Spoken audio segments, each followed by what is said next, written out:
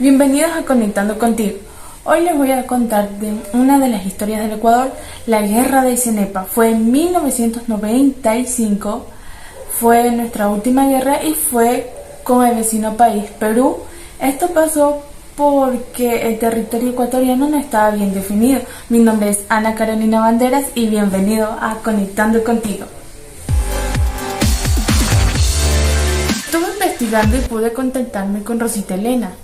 Ella no estuvo por ahí y no sabe muy bien de la información del tema, pero me hizo el paso con San Rodolfo de Guayaquil y él me ayudó bastante. Su nombre es Rodolfo Vaquerizo y me ayudó mucho con la entrevista. Le vas a encantar.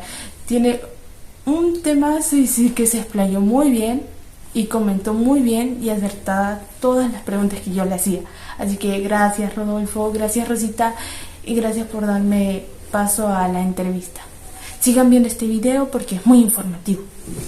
Estamos en orden. Ya, listo. Buenos días. ¿Podría ayudarme con su nombre, por favor? Rodolfo Luis Vaquerizo Blum. Ya, bueno. La primera pregunta va así. ¿Qué cargo ocupaba usted en la guerra de Cenepa? La guerra de Cenepa fue en 1995. Yo en ese tiempo hacía en Gama Visión el noticiero nacional al aire, que iba de 6:40 a 9 de la mañana, lo cual, que pareció una locura, nos ayudó mucho porque cuando empezó la guerra, los otros noticieros duraban 1 hora, entrevistaban a 2 personas, nosotros entrevistábamos a diplomáticos, generales, 6, 7, 8. Hacía televisión en Gama Visión, hacía radio en Radio Atalaya en ese tiempo, cuando fue la guerra, en el 95. Cargos públicos en ese momento ninguno. Dígame su perspectiva profesional de periodista, cómo lo vivió como periodista la guerra de Cenepa. A ver, yo no soy periodista, yo lo que hago es opinión y entrevistas, pero obviamente al estar en un noticiero, ya, ok. La guerra de Cenepa fue algo inevitable porque había un problema no concluso con el tema del Tiburcio Aquarium y todo el rollo aquel. Y cuando se detectó que patrullas peruanas estaban subiendo a las cumbres del Cenepa, fueron rechazadas por patrullas ecuatorianas, hubo unas pequeñas escaramuzas al principio. El expresidente Febres Cordero fue el primero en denunciar que había un problema, porque el gobierno al principio se estaba tratando de ver si arreglaban esto conversando. Cuando ya no se pudo arreglar esto conversando y se hizo público que ya habían enfrentamientos más allá de un tirito, fue cuando el arquitecto Durán Ballén, en el gesto más importante de su mandato, y que lo hace pasar a la historia con una sola frase, dijo: ni un paso atrás. Y en ese momento fue uno de esos raros momentos en que todo el Ecuador, excepto cuando juega la selección, se une. O sea, todo el mundo ahí, no hubo discusiones políticas, no hubo que Durán Ballén es de derecha, no, todo el mundo se unió. Y cuando el gobierno puso, porque no había plata, un impuesto a los automóviles con los colores de la bandera, amarillo, azul y rojo, dependiendo del cilindraje se pagaba más o se pagaba menos, nadie protestó y pagó el impuesto sin problemas. O sea, la conducta del pueblo ecuatoriano ante el accionar heroico y por primera vez triunfante de las Fuerzas Armadas del Ecuador ante las Fuerzas Armadas del vecino país fue lastimosamente único. Ahora estamos en otra guerra contra el narcotráfico y la delincuencia y seguimos desunidos, pero esa vez sí nos unimos. ¿Enfrentó en la guerra de Cenepa o Tigüinza? Bueno, la de Tigüinza fue muchísimo antes. Eso fue, si no recuerdo mal, en el 81, si no recuerdo mal. Y Cenepa fue en el 95. Tigüinza era presidente Roldós. Tigüinza, a diferencia del Cenepa, Tigüinza fue más bien unas escaramuzas muy aisladas en las que no estábamos militarmente preparados, en las que no hubo forma de poder evitar que los peruanos pongan helicópteros y nos bombardeen, porque no teníamos los misiles tierra-aire que tuvimos después. En el Cenepa, cuando intentaron hacer lo mismo, un fulano en un árbol escondido con un misil Stinger tiraba abajo un helicóptero que costaba 30, 40, 50 millones con un misil que costaba 25.000. Entonces fueron dos situaciones distintas. En el Cenepa tenía 27 años y me tocó con otras personas del barrio en el que vivía salir a hacer guardias nocturnas. armados. En ese tiempo no teníamos la estupidez esa de que los civiles, que no somos delincuentes, no podíamos estar armados. En cambio, la del CENEPA, pues ya pues era bastante mayorcito. En la guerra del CENEPA yo tenía 41 años y básicamente mi actuación fue en el tema de Gama. Tuvimos entrevistas en vivo con madres o con viudas de soldados que habían muerto, porque sí tuvimos bajas. En Paquilla fue una guerra de esas misteriosas que nadie ha admitido tener bajas.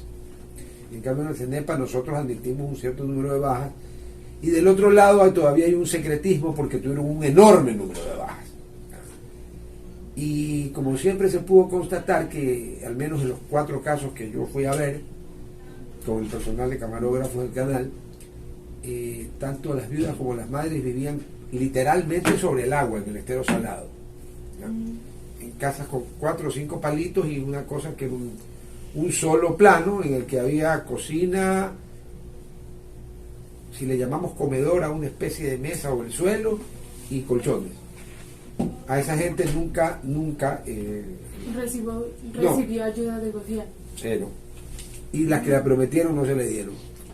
Y en cambio sus hijos o sus esposos, en el caso de que quedaron viudas, murieron encima en vano, para que luego el miserable que tuvimos de presidente, este tal Yamil Maguad, que ganó además con fraude, entregara no solo lo que estaba en discusión, sino lo que no estaba en discusión. Pero bueno, a todo cerdo le llega a su San Martín y ese le dio un derrame cerebral. Sí. ¿Qué piensa del expresidente de Perú, Fujimori? Sí. A ver, yo creo que el Perú, óyeme, yo creo que el Perú tiene una deuda enorme con Alberto Fujimori. Antes de Alberto Fujimori, el Perú estaba en manos de una organización terrorista criminal llamada Sendero Luminoso, que seguía la tesis primero de Khmer Rouge en Camboya y de Mariátegui, que es el fundador del indocomunismo americano, que sostienen que hay que destruir todo para empezar de nuevo.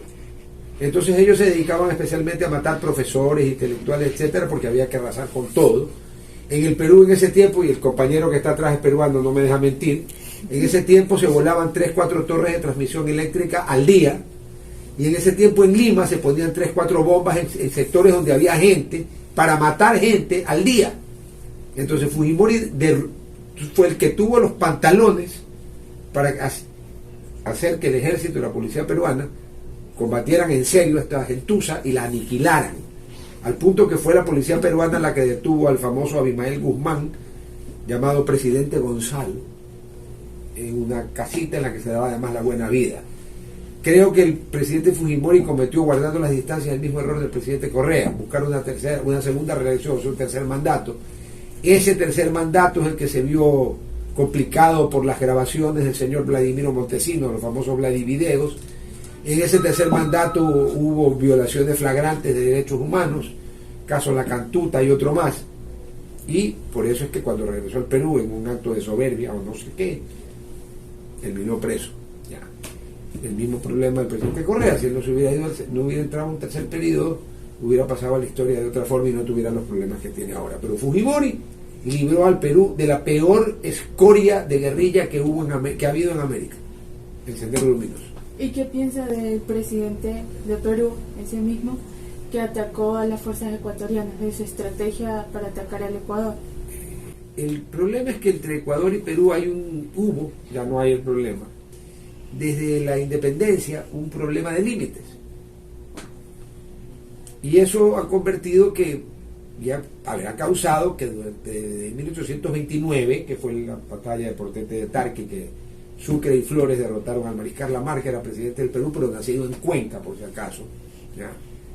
Desde allí, hasta que ya se firmó definitivamente la paz con el Perú, han habido intermitentes problemas. Pero eso no es nada. Alemania y Francia han peleado 1000 años. Durante 1000 años han peleado. Ahora son los más grandes aliados de Europa. ¿Qué pienso de Fujimori? Que si yo hubiera sido presidente del Perú hubiera hecho lo mismo. Que si usted le pregunta a un peruano qué piensa de Durán Ballén, le hubiera dicho que si fuera ecuatoriano haría lo mismo. Cuando uno tiene una frontera abierta y tiene problemas, cada uno quiere que su país gane, a menos que esté loco, que sea un traidor, ¿no es cierto? Entonces yo no pienso nada malo sobre Fujimori. Absolutamente, él hizo lo que un presidente de un país hace por su país. Simple. Como Durán Ballén hizo lo que tenía que hacer por Ecuador. Ok. ¿Y qué piensa usted sobre el 24 de octubre de 1998 que se firmó el Acta de Brasilia? A ver, yo creo que se cometió un error cuando se nombró a los países que eran los garantes del protocolo de Río de Janeiro, se los nombró árbitros totales, porque ellos pusieron como condición para aceptar que tanto el Parlamento del Perú como el Parlamento del Ecuador, los congresos, tenían que aprobar lo que ellos decidieran antes de conocer qué iban a decidir. Perdóneme, pero nadie puede aprobar algo si no sabe de qué se trata. Para poner un ejemplo doméstico, si a mí me ponen delante, suponiendo que nunca hubiera tomado un caldo de manguera, que sí lo he tomado y me gusta mucho, pero suponiendo que no lo hubiera tomado, la estética pues no es muy bonita, no me gusta. A ver un momentito, ¿cómo que no me gusta si no lo he probado? Aquí pasó lo mismo, el Congreso, con la excepción de los diputados del PRE, votaron por ratificar quiere decir aprobar algo, ¿ya?, sin cambiar nada, algo que no conocían, me dieron un cheque en blanco. Resulta que ese cheque en blanco, no solo perdimos las alturas del cóndor, que era por lo que se peleó, sino que perdimos otros dos pedazos más pequeños, que no estaban en discusión. Entonces Maguad no tuvo problema en firmar, el señor General Gallardo, que quedó como el llorón de la historia, lloró de emoción porque nos habían dado 1 kilómetro cuadrado en Tiguinza. Vaya, pues llegue a Tiguinza, pues usted en plena selva. ¿Qué kilómetro cuadrado? Eso fue una burla y lo aceptamos. Tengo la peor de las opiniones de lo firmado allí. Bueno, gracias, con eso concluyo. Bueno, espero que el video les haya gustado y hayan sacado un poco de información y hagan sus propias opiniones. Eso es lo importante, analizar cada información, pueden buscar más información sobre el tema. El punto es que en próximos días haré una próxima entrevista a uno de los héroes nacionales del país, a Julio Vera. Y el video, les voy a compartir un video que voy a poner aquí. Justo en toda la aquí va a salir un video. Aquí sí. Y pues nada, muchas gracias por ver. Compartan, denle like, suscríbanse a mi canal. Recién comienza este canal y dice que hagan clic aquí. Suscríbanse y gracias. Estoy comenzando a ser una periodista muy seria. Sí, gracias. Amén.